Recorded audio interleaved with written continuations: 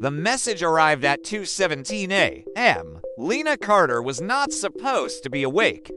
She had promised herself she would sleep early for once, escape the endless cycle of late-night scrolling and anxious thoughts. But the silence of her small apartment felt heavier than usual, like the walls were leaning closer. Her phone buzzed, a notification, unknown number. At first, she ignored it. Spam messages were common these days. But then it buzzed again, and again. Finally, she picked it up. The message contained only one thing, an audio file. No text, no explanation. Her first instinct was to delete it. Something about it felt wrong, like opening a door in a horror movie when you already knew what was behind it. But curiosity always won. She tapped play. For a moment, there was nothing, just faint static. Then she heard breathing, slow, uneven, too close to the microphone. Lena froze. She checked the sender again. The number had no name attached, no country code she recognized. The breathing continued for 7 seconds, then the recording ended. Her heart beat faster than it should have for something so small. Probably a mistake, she whispered to herself.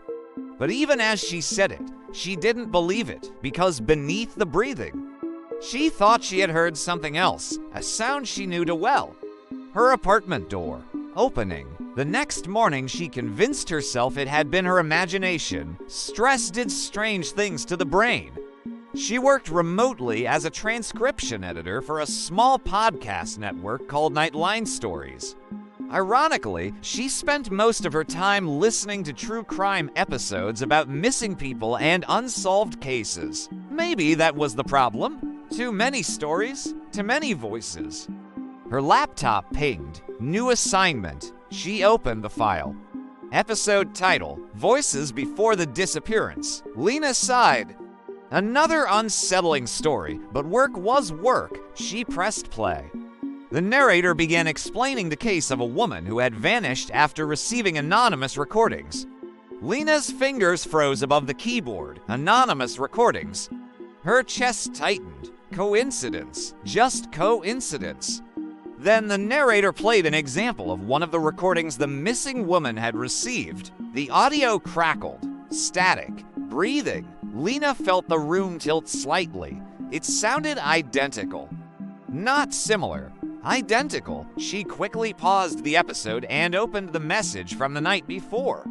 Her hands trembled. She played both recordings back to back. Same breathing. Same rhythm. Same 7 seconds. Lena leaned back in her chair, staring at the ceiling. Her mind searched for logic. Maybe the podcast had used a stock sound file. Maybe someone had reused the audio. Maybe. Her phone buzzed again. Another message from the unknown number. Another audio file. This one was longer.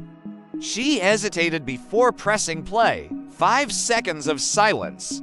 Then footsteps, slow, measured, walking across a wooden floor.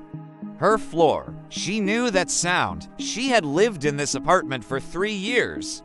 The floorboards creaked in specific places, and the recording stepped on every one of them. Lena stood up slowly. Her apartment was silent to silent. Then the recording whispered something, a single word. Hello. The voice sounded distorted.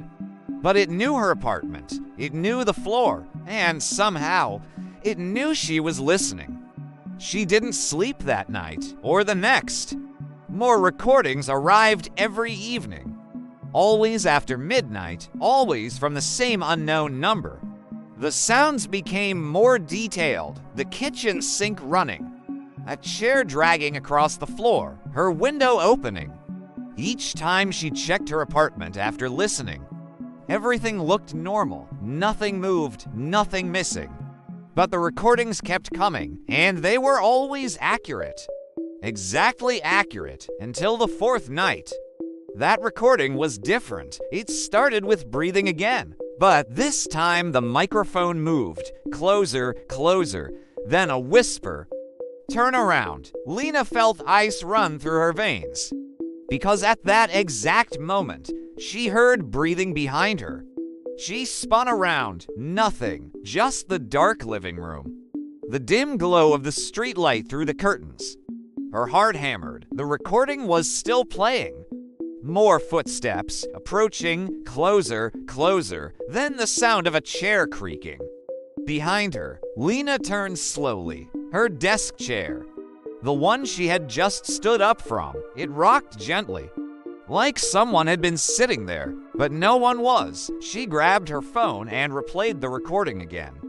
The footsteps, the chair, the whisper. Turn around. Then the recording ended. Another message appeared immediately. A text this time, the first text. You're finally paying attention. Lena typed quickly. Who is this? 3 dots appeared. Then disappeared. Then appeared again. Finally, the response came. Someone who listens. Her stomach twisted. What do you want? The reply took longer. Nearly a minute. You hear things other people ignore. She stared at the message.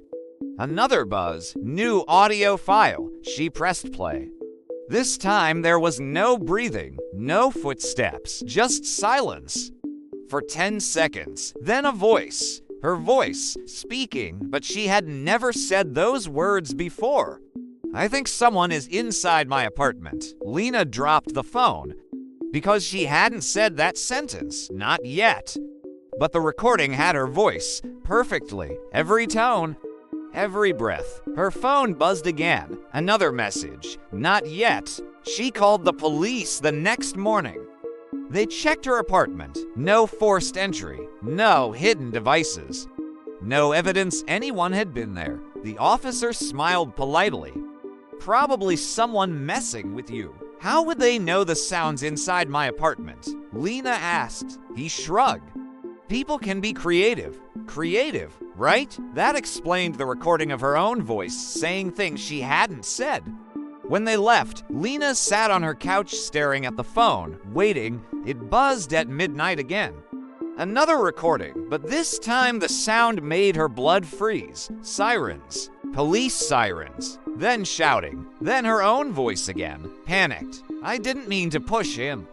Her breath caught because beneath the noise she heard something else. A body hitting the floor. Hard. Lena paused the audio. Her hands shook violently. She didn't recognize the situation. But she recognized the voice. Her voice. Another message arrived. Soon, the next few days blurred together. Lena barely slept. The recordings continued. Each one slightly more disturbing. Each one sounding like a future moment of her life. A glass breaking. A door slamming. Her voice crying. Her voice screaming. Until the final recording arrived. 3 nights later, she didn't want to open it. But she knew she would. The audio began with silence. Then footsteps again, approaching her door. Her voice spoke. Who's there? The door creaked open. Then a man's voice. Calm, almost gentle. Lena Carter. Yes. I'm Detective Shaw. We need to talk. Lena frowned. She had never met a Detective Shaw. Then the recording continued. A struggle, a crash, her voice shouting, then silence, followed by the dull sound of a body collapsing. The audio ended with heavy breathing, her breathing, then a whisper. You should have listened. Lena sat frozen. Her phone buzzed again. A text. Tomorrow. The knock came at exactly 8:43 p.m. 3 sharp knocks. Lena stared at the door. Her heart pounded so loudly she barely heard the voice outside. Lena Carter. Her throat dried. The voice continued. Detective Shaw, I'd like to ask you a few questions. The same voice. The exact voice from the recording. Her hands trembled as she opened the door. A tall man stood there, badge visible, calm expression. Exactly as she had imagined. Ms. Carter, he said politely. We've been investigating a case involving audio harassment. Your number came up. Lena stared at him. He stepped slightly forward. Mind if I come in? And suddenly the recording played in her mind. The door, the struggle. The fall, the breathing, her breathing. The detective noticed her hesitation. Everything okay? Her pulse raced. The future recording, was it a warning or a script? She stepped aside slowly. Come in. He walked inside. Just like in the recording, he looked around casually. So you've been receiving strange audio messages? Yes. Can I hear one? She opened her phone. But before she could speak, another message appeared.